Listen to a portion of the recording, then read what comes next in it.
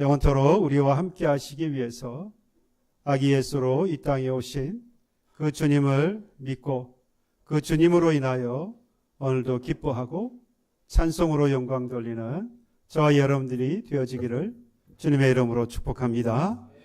그것이 오늘 하루나 또는 이번 한 주가 아니라 성탄절 날만 아니라 우리 주님 다시 오시는 날까지 이 믿음 가지고 기뻐하고 감사하고 찬송하는 저와 여러분들의 인생 되기를 다시 한번 주님의 이름으로 축복해 드립니다.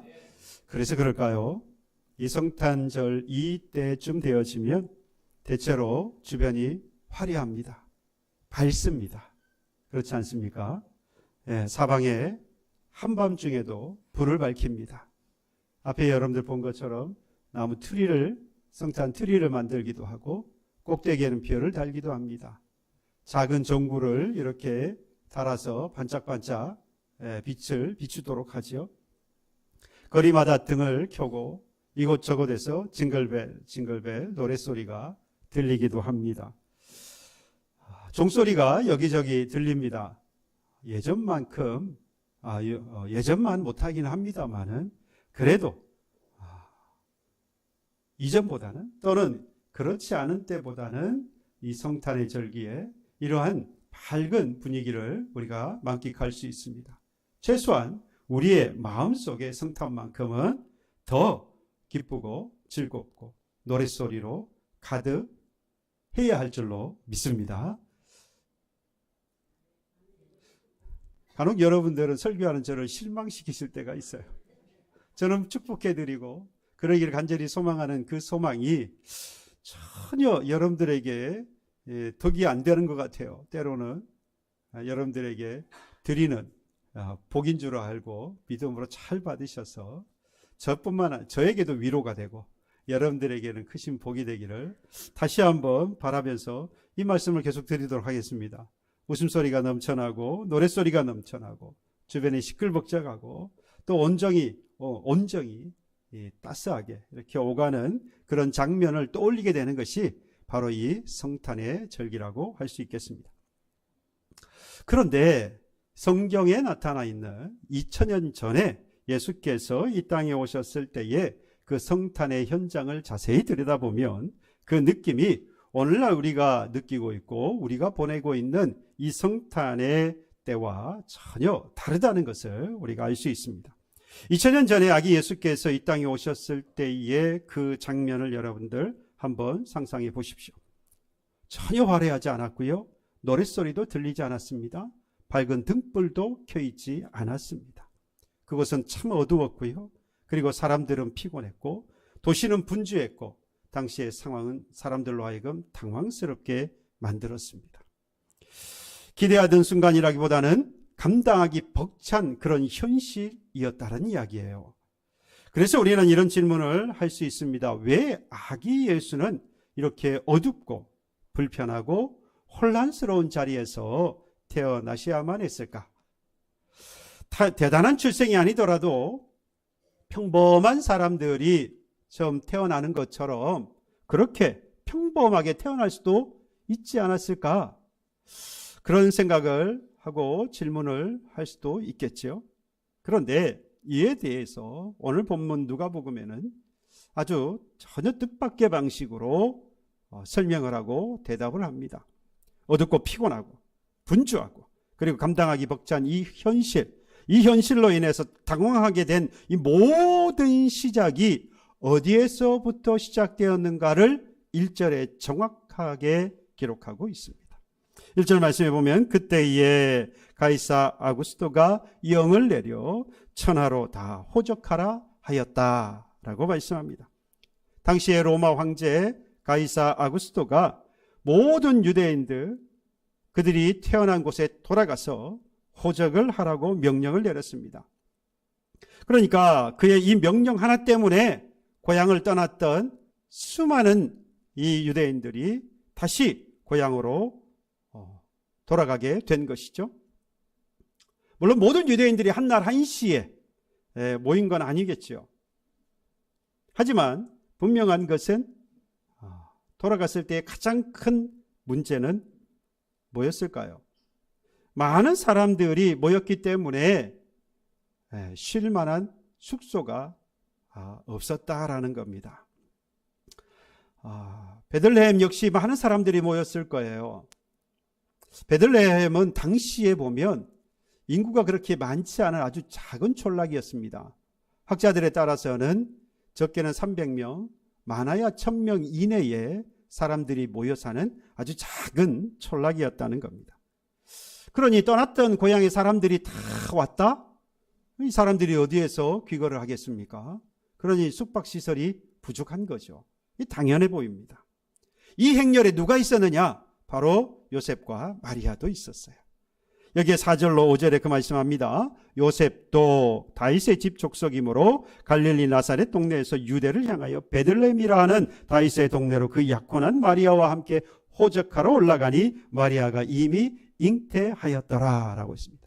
임신을 한, 잉태를 한 아내를 데리고 이 요셉은 그동안 살던 나사렛을 떠나서 유대 베들레헴으로 갔습니다. 아니나 다를까 뭐가 없어요?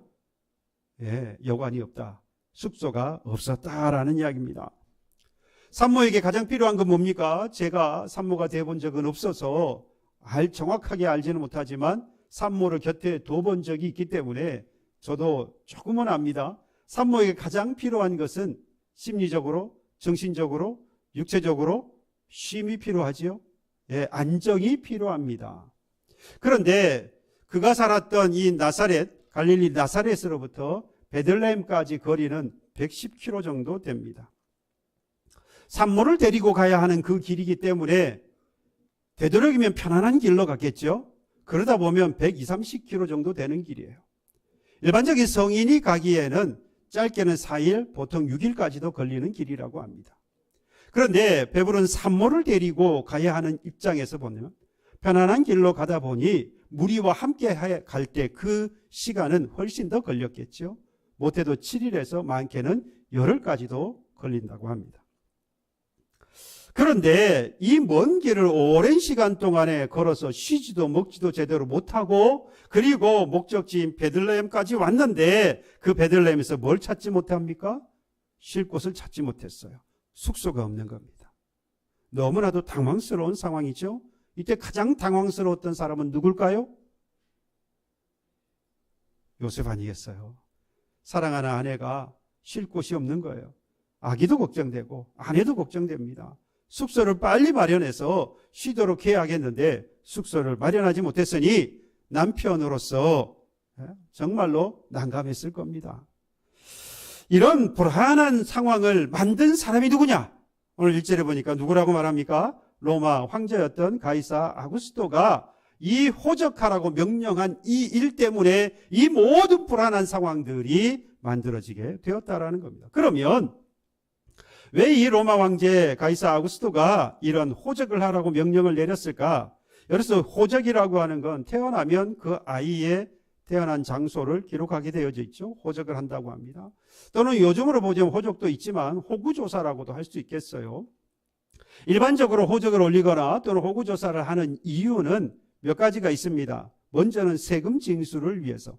그래서 세금을 징수를 해서 국가 경제의 확보를 위한, 국가 재정 확보를 위해서 세금을 징수하려고 합니다. 그러기 위해서 호적 또는 인구조사를 하는 거죠. 호구조사를 하는 겁니다. 뿐만 아니라 군사나 노동력을 확보하려는 정치적인 목적도 있습니다. 그리고 이동이나 거주를 통제하기 위해서 행정적인 목적을 가지고 호적을 하기도 합니다. 그러나 당시에 이 로마 황제 아구스토가 이런 이유 때문에 분명히 이 로마 황제 이 가이사 아구스토는 이 일을 호적을 하도록 했습니다마는 이 이유만이 전부는 아니라는 거예요. 이걸 어디서 알 수 있느냐? 미가서 5장 2절에 보면 하나님께서 미가 선지자를 통해서 예언하신 말씀이 있습니다.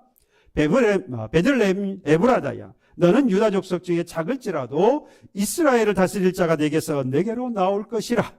그 근본은 상고의 영원에 있느니라. 메시아, 다시 말하면 구원자가 나실 것을 예언하고 있는데요. 여기서 어디에서 태어날 것이라고 말합니까? 유대 베들레헴에서 태어날 것이다 라고 말합니다. 여러분, 메시아가 태어나야 할 조건을 하나님께서 선지자들을 통해서 해놓은 말씀이 있어요. 이사야서 11장 1절에 보면 크게 두 가지가 있는데, 이사야서 11장 1절의 말씀에 보면 메시아는 이새의 줄기와 그 뿌리, 즉 다윗의 후손으로 오신다라고 말씀을 했습니다. 요셉은 누구냐? 요셉의 지파는 어디냐? 바로 유다 지파입니다. 그 가운데에서도 다윗의 후손이에요. 여러분, 유다 지파 가운데는 여러 후손들이 있는 겁니다. 여러 자손들이 있어요. 그 가운데 어떤 자손을 다윗의 자손, 다윗의 후손으로 태어난다라고 했습니다. 바로 그 다윗의 후손 가운데에 요셉이 있었던 거예요. 뿐만 아니라 오늘 미가서 5장 2절에 말씀한 것처럼 유대 어디에서? 베들레헴에서 태어난다는 겁니다. 그런데 당시에 이 요셉과 마리아는 어디에 살았습니까? 갈릴리 나사렛에서 살고 있었던 겁니다. 그러니까 메시아가, 다시 말해서 구원자가 태어날 베들레헴으로 이 요셉과 마리아는 가야만 했던 거죠. 그들이 내가 의도했던, 의도하지 않았던 당시에 이 가이사 아구스토에 의해서 호적을 하기 위해서 그의 베들레헴으로 돌아가게 된 이 모든 사건들은 결국에는 하나님께서 계획하신 일들을 뭐 하시기 위해서요? 이루시기 위해서 이 로마 황제였던 가이사 아구스토를 사용하셨고, 그로 하여금 이 유대인들을 호적하라 고향으로 보냈다고 하는 겁니다. 이것을 더욱더 확실하게 했던 것이 뭐냐? 오늘 5절 마지막에 가서 보시면 그 말씀이 있죠. 마침 그때 마리아가 뭐 했다라고 말씀합니까? 임신하였다, 잉태하였다라고 말합니다. 여러분, 하나님의 계획은요, 우연이 없습니다. 우리에게 일어나고 있는 일들이 마치 우연처럼 느껴질 때가 있지요. 하지만 어느 것 하나도 우연이 없습니다. 하나님의 계획 안에 있고요. 특히나 구원에 관하여서는 하나님의 섭리라고 말합니다. 하나님이 계획하신 것을 반드시 이루신다. 그래서 하나님의 계획을 넘어서 하나님의 섭리라고 말씀을 합니다. 불교에서도요, 우연은 없다라고 말합니다. 우연한 만남은 없다라고 말해요. 현세의 이 만남이라고 하는 것은 전생에 쌓은 이 업에 따라서 만남이 이루어지는데, 그 중에서 가장 첫째 되는 그 만남은 부부의 만남이고 부부의 인연이라고 말해요. 전생에 수만 번의 그 관계, 그리고 만남, 업보의 결과가 바로 현세의 부부라는 거예요. 여러분들이 지금 부부로 만난 것은 전생에 수도 없는 그런 만남과 어떤 관계를 맺었기 때문에 현세의 부부가 되었다라는 이야기입니다. 믿으십니까? 이것을 시절 인연이라고 말해요. 그런데 이건 진리가 아닙니다. 이것이 진리가 아닌 것은 이 모든 것을 지금 이 무엇을 중심으로서 보고 있느냐? 인간을 중심으로 해서 이걸 모두 다 바라보고 있는 겁니다. 지금 살아가는 인간의 중심으로 보니까 세상의 모든 중심은 뭐가 되죠? 나 또는 인간이 중심이 되어집니다. 이전에는 인간이 중심이었는데 이제는 더 포스트 모더니즘이라 그래서 시간이 지나서 이제는 인간이 아니라 나 중심이에요. 그래서 예전에는 인본주의라 그랬는데 지금은 개인주의입니다. 지극히 나 개인 중심으로 이 세상이 돌아가는 거죠. 그러니까 지금 일어나고 있는 만남, 지금 일어나고 있는 모든 일들은 우연이 아니라고 말하는 그 이유는 인간 중심으로 보아서 해석을 한 것인데 이건 진리가 아니라는 거예요. 여러분, 진짜 진리는 무엇이냐? 인간의 세계는 인간이 중심이 아니라 누가 중심입니까? 하나님이 중심이 됩니다. 왜 그러느냐? 이 세상의 만물을 창조하실 때 인간을 창조하셨습니다. 하나 인간을 창조하실 뿐만 아니라 세상의 모든 만물도 하나님이 창조하셨어요. 그러니까 만물의 핵심은, 중심은 이 인간이 아니라 누구라는 겁니까? 그 모든 인간을 비롯한 만물을 창조하신 하나님이 중심이 된다라는 말씀을 하고 있는 거예요. 인간뿐만 아니라 인간의 세계, 그리고 만물을 창조하신 그 하나님이 중심이고 그 창조주 하나님의 계획 안에 우리의 인생과 인류의 역사가 다 담겨 있는 것이죠. 여러분, 요셉과 마리아를 예수를 낳을 자로 그렇게 택하신 그 하나님의 계획을 이루시기 위해서 여러분 가이사 아구스토를 사용하신 것처럼 하나님은 나의 가정과 우리의 교회를 향한 하나님의 뜻을 이루기 위해서 오늘 우리 각 사람을 이용하셨고 또 앞으로도 사용하실 겁니다. 저는 앞으로도 계속해서 이 말씀을 드릴 거라고 했어요. 이제 새해가 되어지는 날까지 저는 이 말씀을 계속 드릴 겁니다. 지난 한 해도 하나님은 우리를 향한 하나님의 마음과 뜻을 우리를 통해서 분명히 이루신 줄로 믿습니다. 비록 부족하지만 때로는 불순종해서 그 길을 우리가 완성하지 못하기도 했고 또는 어둡게 그렇게 만들기도 했습니다마는 결국 하나님은 하나님의 그 계획을 이루셨어요. 여러분들의 가정을 한번 보세요. 우리가 함께 생활하고 있는 믿음의 공동체인 우리 교회를 한번 되돌아 보십시오. 분명히 하나님께서는 그 계획하신 모든 일들을 이루셨습니다. 그러니 새해에도 하나님은 하나님의 뜻을 이루기 위해서 바로 우리를 사용하실 것입니다. 그래서 새해가 오기 전에 나를 향한 그 하나님의 마음, 그 하나님의 뜻이 무엇인지 발견하기 위해서 우리가 뭐 해야 한다고 했습니까? 기도해야 한다고 했죠. 하나님의 백성으로 부르심을 받은 저와 여러분들, 우리 모두 이 상황을 믿음으로 받아들여야 합니다. 제가 왜 자꾸 이 말씀을 드리느냐? 바로 이것이 내게 하나님이 복을 주시는 근거가 되어지기 때문입니다. 하나님이 복을 주시기를 원하시는데 복 주실 근거가 있어야 되잖아요. 그러면 하나님의 마음에 합한 일들을 우리가 해야 하는 겁니다. 하나님의 마음에 합한 일, 다시 말해서 하나님의 마음과 뜻을 잘 판단하고 분별해서 그 하나님이 내게 주신 것을 감당해야 하겠는데, 그러니 우리는 기도해야 한다는 겁니다. 이를 감당할 때 하나님께서 예비하신 뭘 주실 겁니까? 복을 주실 거예요. 새해도 나를 향한 이 하나님의 뜻, 하나님의 마음을 깨닫고 잘 감당하여서 하나님이 주시는 복을 누리는 그런 복된 새해가 되시기를 주님의 이름으로 축복합니다. 그러나 그럼에도 불구하고 우리에겐 질문이 아직 남아 있습니다. 최소한 하나님, 묵을 장소 정도는 줘도 되는 거 아닙니까? 그렇죠? 여관에 묵을 곳이 없어서 이 마구간에서 출산을 하고 구유의 아기를 누여야만 했느냐? 어떻게 이렇게 궁지에 몰아 넣을 수 있을까? 그런 질문이 생기는데요.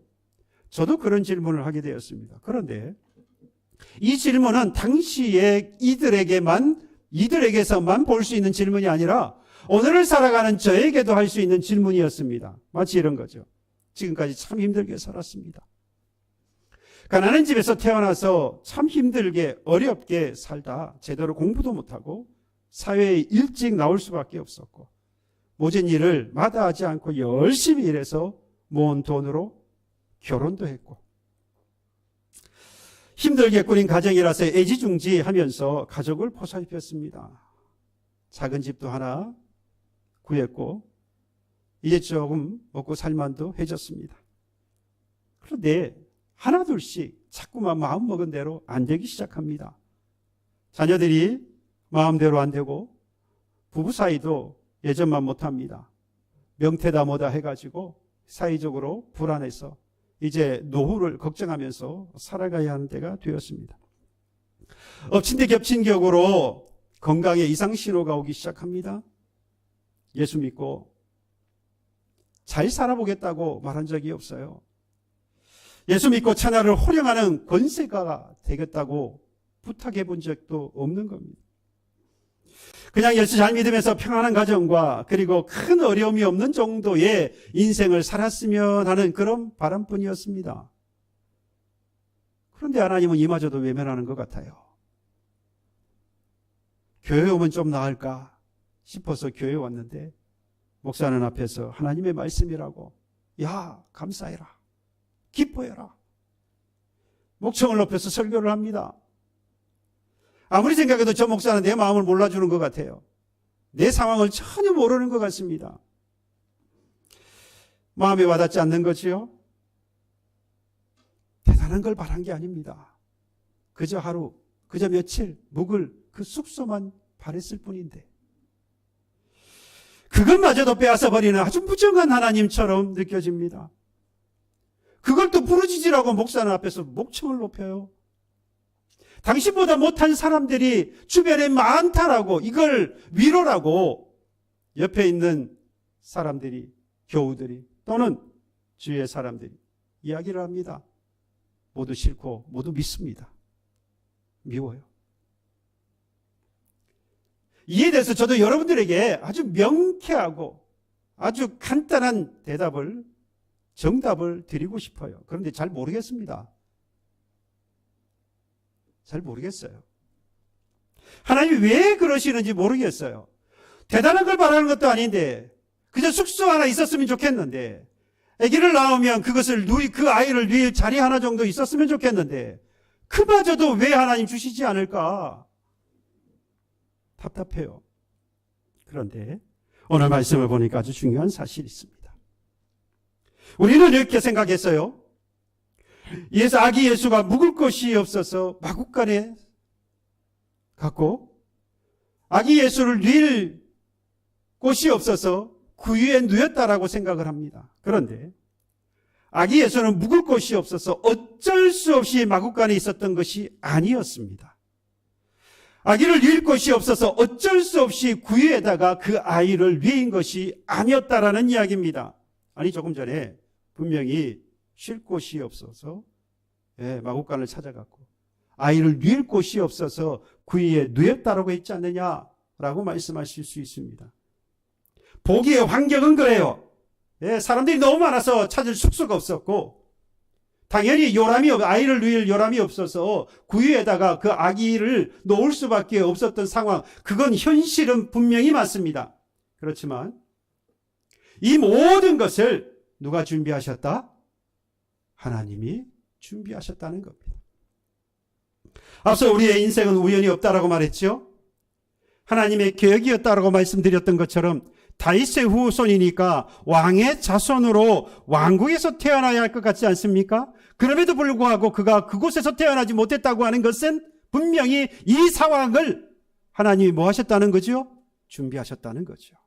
하나님이 계획하셨고 이 상황을 하나님께서 마련하셨고 준비하셨다라는 것입니다.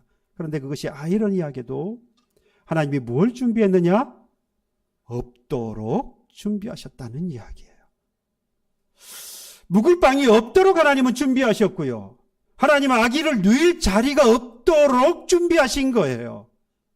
내가 가진 것도 없는데 그것마저도 매정하게 빼앗는 그런 하나님처럼 보이지만 이 상황을 아기 예수가 태어나는 그 현장에 맞춰 비춰본다면 이미 하나님이 뭐 하신 것입니까? 준비하신 것이라는 거죠. 그저 내게 있는 것, 별로 바라는 것도 없는데 그것마저도 들어주지 않는다라고 하는 것은 이것마저도 하나님이 뭐 하셨다는 겁니까? 준비하셨다라는 겁니다. 저도 이 사실이 그렇게 썩 마음에 들진 않습니다. 듣는 여러분도 그렇게 마음에 썩 들진 않잖아요. 없는 걸 준비하신 하나님 별로입니다. 많은 걸 준비했으면 좋겠고 좋은 걸 준비했으면 좋겠고 더 많은 것이 아니라도 이 정도만 되었으면 좋겠다라는 생각이 있잖아요. 저도 그래요. 그런데 여기서 정말 더 중요한 사실이 또 있습니다. 아기 예수께서 왜 아무것도 없는 이곳에 오셔야만 됐느냐라는 거죠. 저는 본문을 묵상하면서 강하게 제 마음에 들어왔던 사실이 있습니다. 마치 이 아기 예수가 묵을 곳이 없고 늘 자리가 없은 그 모습을 보면서 정말 예수는 묵을 곳이 없는 인생이구나. 정말 예수는 마음 편히 쉴 곳이 없는 인생이구나. 정말 예수는 누울 자리 하나 없이 없는 그런 인생이구나 라고 하는 것을 제 마음에 라는 사실이 제 마음에 들어왔습니다. 그러면서 떠올랐던 말씀이 있어요. 누가복음 9장 58절의 말씀에 예수께서 이르시되 여우도 굴이 있고 공중의 새도 집이 있으되 인자는 머리 둘 곳이 없도다. 그래요. 그러면 왜 이렇게 아무것도 없는 곳에 아기 예수가 오신 것일까? 바로 그것은 우리 때문이라는 거죠. 여러분, 아무것도 없는 우리들이기 때문이라는 겁니다. 나는 살 집도 있고 나는 가족도 있고 사랑하는 자녀들도 있고 웬만큼 먹을 것도 있고 입을 것도 있고 교회도 있고 친척도 있고 이웃도 있고 생계를 이어갈 만한 직장도 있고 마음을 나눌 만한 적당한 친구도 있고 사회에서 높진 않지만 사회적인 지위와 그리고 명예도 있는데요. 그런데 문제는요, 우리가 가진 이 모든 것들은 영원하지 않을 뿐만 아니라 더 큰 문제는 이것이 우리를 뭐하지 못합니까? 구원하지 못한다는 사실입니다. 그래서 우리는 가진 것 같지만 아무것도 가지지 못한 자라는 이야기입니다.